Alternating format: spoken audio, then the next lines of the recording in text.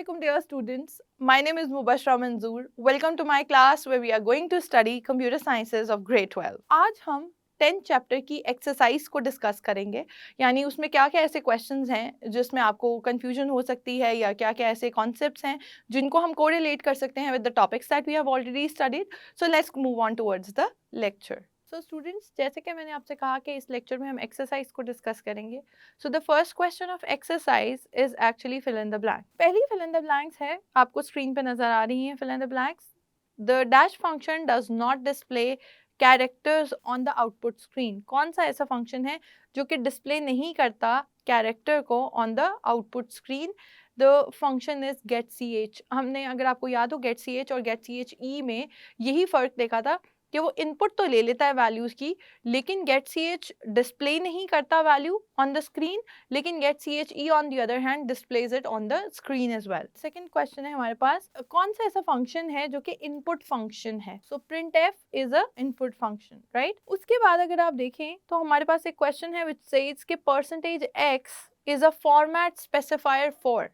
जो percentage x है, आप अगर रिकॉल करें, जो फॉर्मेट स्पेसिफायर है उसका टेबल रिकॉल करें अगर एक दफ़ा, तो इसका मतलब ये हुआ कि उस टेबल में आपको पता चल रहा है कि डिफरेंट स्पेसिफायर्स जो हैं उनके लिए डिफरेंट कैरेक्टर्स यूज होते हैं. परसेंटेज एक्स का जो साइन है it is use for hexadecimal integers. जब भी हमने हेक्साडेसिमल इंटीजर्स यूज करने हो, आपको याद होगा कि हमने डिस्कस किया था ये बात कि परसेंटेज एक्स साइन जो है वो आप यूज़ करते हैं. एस्केप सीक्वेंसेस जितने भी हैं हमने देखा था, चाहे वो नेक्स्ट लाइन हो, चाहे वो कैरेज रिटर्न हो, वो सब के सब, या टैब हो या कोई और ऐसा हमारे पास एस्केप सीक्वेंस हो, वो सब जो है वो बैकस्लैश यूज़ करते हैं फॉर देयर आइडेंटिफिकेशन या फॉर देयर असाइनमेंट. जब भी हम कोई एस्केप सीक्वेंस यूज़ करते हैं उसके साथ हमेशा हम उसके स्टार्टिंग में बैकस्लैश यूज़ करते हैं. प्रिंट एफ फंक्शन कहाँ पे डिफाइन किया गया है? फंक्शंस हमेशा डिफाइन किए जाते हैं इनटू अ लाइब्रेरी. तो कौन सी ऐसी लाइब्रेरी है जो हम इंपोर्ट करते हैं while using input output functions, which is stdio.h या standard input output library of C. उसके बाद अगर आप देखें तो ये लिखा हुआ है कि the ASCII code for escape key is. Escape key का जो आस्की कोड क्या होता है, अगर आप बुक के एंड पे देखें तो आपको वहाँ पे भी ये टेबल पूरा का पूरा गिवन होगा. आस्की कोड जो होता है एस्केप की का वो होता है 27. इसी तरह से डिफरेंट वैल्यूज को डिफरेंट तरह के आस्की कोड्स जो है वो असाइन किए गए होते हैं. The escape sequence dash represent carriage return. ऐसा कौन सा एस्केप सीक्वेंस है जो कि कैरेज रिटर्न को रिप्रेजेंट करता है? तो वो है बैकस्लैश ऑफ आर, यानी बैकस्लैश आर लिखेंगे तो इसका मतलब है carriage return. There are total dash columns on the output screen.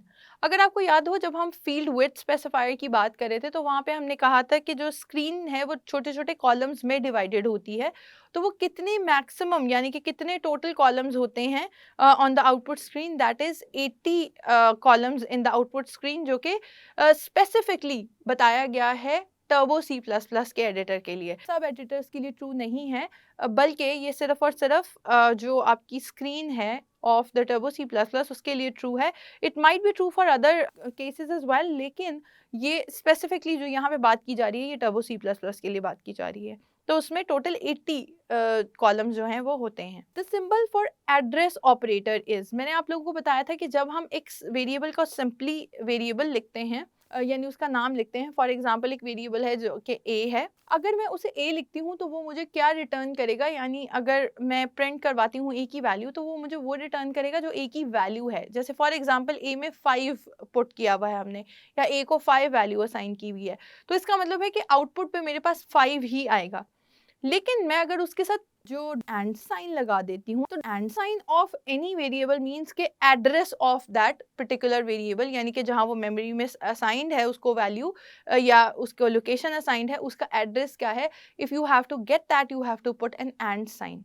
आपने देखा था कि हम स्कैन एफ के केस में भी एंड साइन यूज़ करते थे, क्योंकि स्कैन एफ में क्या होता है कि जब वेरिएबल है वो उस एड्रेस पे जाके वैल्यू जो है वो स्टोर करवाता है. नेक्स्ट जो हमारे पास फिल इन द ब्लैंक्स है वो है आपके पास फॉरवर्ड स्लैश और टेट्रा डीज जो हैं is use to print ASCII codes in dash notation. कौन सी नोटेशन में हमने अगर आस्की कोड्स को प्रिंट करवाना हो तो हम ये वाला सिंबल यूज करते हैं, that is for octal values, यानी अगर हमने वही ASCII कोड जो है वो ऑक्टल वैल्यू में में प्रिंट करवाना है तो हम हमेशा ये वाला स्पेसिफायर यूज करेंगे।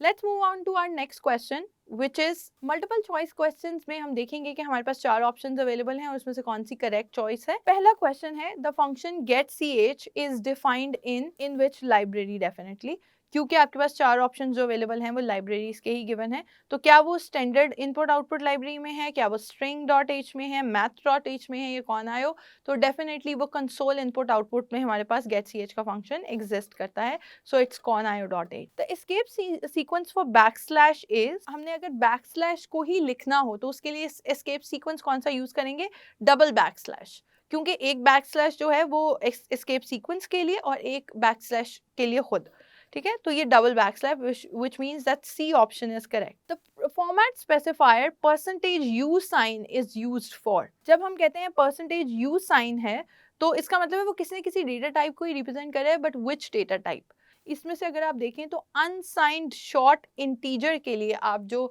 फॉर्मेट स्पेसिफायर यूज करते हैं वो होता है %u का साइन। उसके बाद in a C program the number of columns that are printed are specified in, यानी जितने कॉलम्स प्रिंट होने हैं, यानी स्क्रीन के जितने कॉलम्स प्रिंट होने हैं उनकी तादाद कौन बताता है, या कितने नंबर्स ऑफ कॉलम्स होंगे वो कौन बताता है, वो फील्ड विड्थ स्पेसिफायर बताता है।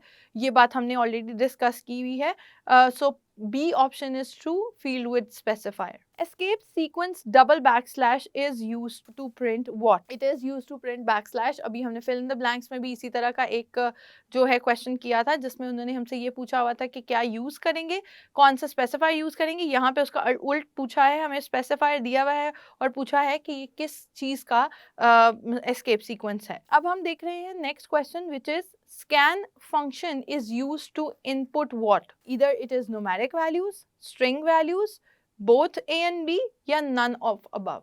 तो हमें पता है कि जब भी हम scanf यूज करते हैं तो उसके अंदर हम स्पेसिफाई कर सकते हैं बाय यूजिंग फॉर्मेट स्पेसिफायर कि हमें कौन सी डेटा टाइप चाहिए, और उसमें हम न्यूमेरिक वैल्यूज भी दे सकते हैं और स्ट्रिंग वैल्यूज भी दे सकते हैं। तो इसका मतलब है the correct answer is C which is both A and B, यानी कि both numeric values and string values. Next question देखें तो वो है scanf stores input values into, कहाँ पे स्टोर करता है scanf फंक्शन। जो है scanf फंक्शन अगर आप देखें scanf का जो फॉर्मेट होता है या सिंटैक्स होता है वो कैसा होता है कि scanf लिखते हैं आप, उसके बाद आपने अगर कोई फॉर्मेट स्ट्रिंग देनी है, फॉर एग्जांपल कोई नाम प्रिंट करवाना है, वो आप प्रिंट करते हैं और उसके बाद उसके अंदर आप फॉर्मेट स्पेसिफायर भी देते हैं और कॉमा के बाद आप ऑप्शनल वेरिएबल देते हैं, यानी आप ये बताते हैं जो वैल्यू यूजर एंटर कर रहा है वो कौन से एड्रेस पे जानी है, यानी वो किस वेरिएबल के एड्रेस पे जानी है। तो आप सिर्फ और सिर्फ scanf में वेरिएबल का नाम एंटर नहीं करते, बल्कि आप $साइन वेरिएबल का नाम एंटर करते हैं एज एन ऑप्शनल वेरिएबल। सो इसका करेक्ट आंसर है address of the variable. scanf function stores input value into address of the variable. The statement scanf, एक स्टेटमेंट गिवन है आपको जिसमें scanf दिया हुआ है, उसके साथ %f साइन है और एंड किलोमीटर, यानी इसका मतलब है कि यहाँ पे किलोमीटर जो है वो एक वेरिएबल का नाम है और उसमें आपको ये पूछा गया है कि किलोमीटर जो है वो किस तरह का वेरिएबल है। Is that integer type variable, is that floating variable, is it string variable और is it a double variable. हमें ऑलरेडी पता है कि जो फॉर्मेट स्पेसिफायर होता है वो इंडिकेट करता है कि हमने किस तरह का वेरिएबल जो है वो डिक्लेयर किया है या किस तरह का वेरिएबल है जिसकी हम वैल्यू ले रहे हैं। तो यहाँ पे चूंकि फॉर्मेट स्पेसिफायर जो है वो %f साइन है, which means it is a floating number, which means that it is a float variable, यानी किलोमीटर जो है वो एक फ्लोट वेरिएबल है। So answer B is true. Next question है getch is a part of, getch किस library का part है। getch जो है क्या वो stdio का पार्ट है, क्या वो conio का पार्ट है, क्या वो math का पार्ट है, या वो in all of above, like all of these library has the function getch। सो इसका आंसर आपको ऑलरेडी पता है कि ये कंसोल इनपुट आउटपुट यानी conio का पार्ट है, विच इज बी ऑप्शन। तो इसका मतलब है ऑप्शन बी जो है वो ट्रू है। नेक्स्ट क्वेश्चन है कि ASCII code for character is displayed using format specifier, यानी कि कौन सा ऐसा फॉर्मेट स्पेसिफायर है जो कि कैरेक्टर का आस्की कोड जो है वो आइडेंटिफाई करता है कि ये फॉर्मेट स्पेसिफायर जो है वो कैरेक्टर का है। उसके लिए हमें ऑलरेडी पता है कि format specifier of character is %C sign, ठीक है। तो इसका मतलब है कि वो %C साइन के साथ जो है, यानी ऑप्शन सी इज करेक्ट। अब हमारे पास क्वेश्चन 3 है। Question 3 is true and false. हमारे पास कुछ स्टेटमेंट्स गिवन होंगी और हमें बताना है कि वो स्टेटमेंट जो है इधर इट इज ट्रू और इट इज फॉल्स। आपके पास स्क्रीन पे जो स्टेटमेंट्स है वो नजर आ रही होंगी। First statement is function print F is used for formatted output. क्या ये जो स्टेटमेंट है ट्रू है या फॉल्स है? So this statement is actually true, यानी फंक्शन प्रिंट एफ जो है वो फॉर्मेटेड आउटपुट के लिए ही यूज होती है। उसके बाद अगर हम देखें तो हमारे पास format specifier %x is used to specify unsigned hexadecimal integer. क्या %x साइन जो है वो फॉर्मेट स्पेसिफायर है अनसाइंड हेक्साडेसिमल इंटीजर का? So that is true. ये हमने ऑलरेडी भी एक फिल इन द ब्लैंक्स में डिस्कस किया था। A format specifier always begin with and sign. No, that is false. And sign या $sign is for specifically for the address, right? So variable के address के लिए आप ये symbol use करते हैं, लेकिन आप जो format specifier है उसके लिए ये symbol use नहीं करते। Format specifier के लिए हमेशा हम % का sign use करते हैं C language में। Escape sequence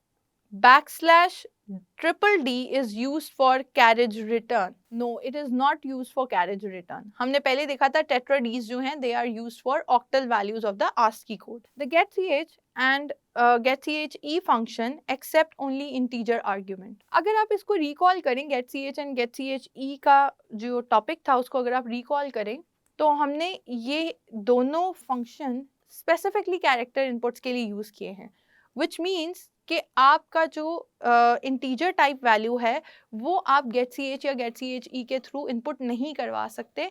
आपको सिर्फ कैरेक्टर वैल्यूज ही इनपुट करवाने के लिए getch या getche यूज करना पड़ता है। So with this have completed question 1 to 3 of our book. So students, I hope आपको आज का लेक्चर समझ में आ गया होगा। जितने क्वेश्चंस हमने डिस्कस किए हैं वो सब क्वेश्चंस आपके लिए अंडरस्टैंडेबल थे।